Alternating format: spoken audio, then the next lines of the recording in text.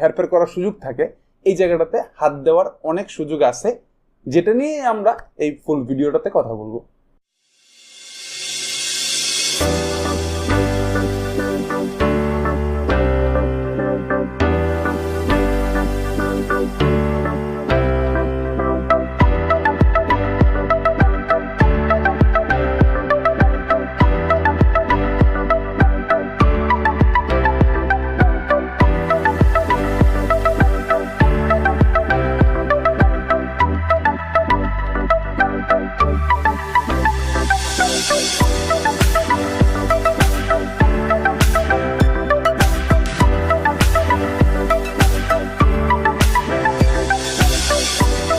তো আমাকে বাজেট দেওয়া হয়েছে 60,000 টাকা।